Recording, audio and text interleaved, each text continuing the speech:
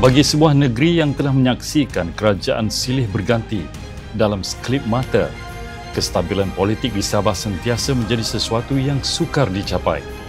Kini menjelang pilihan raya 29 November, persoalan itu kembali lagi. Mampukah kestabilan dikekalkan atau akan datang semula gelombang yang membadai?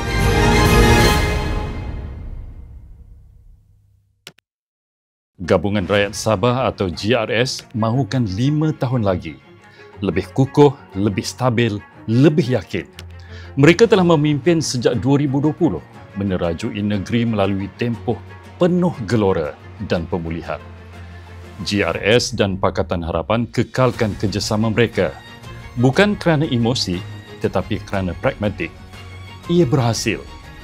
Satu, memperkukuh suara tempatan Sabah. Satu lagi menghubungkan terus ke Putrajaya. Hubungan itu penting.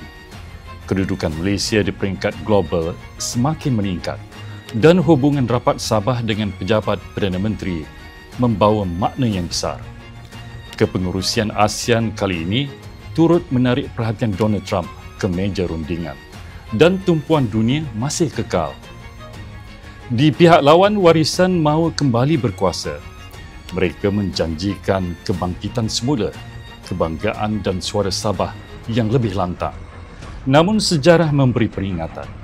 Bersama warisan, kekacauan sering terjadi.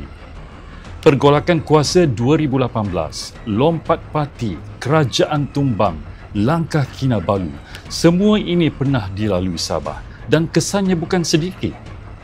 Di bawah Hajiji, hasil negeri telah berganda. Pertanian, pelancongan dan industri menunjukkan peningkatan. Dasar Sabah Maju Jaya akhirnya menampakkan hasil. Pilihan raya kali ini melangkaui garis parti.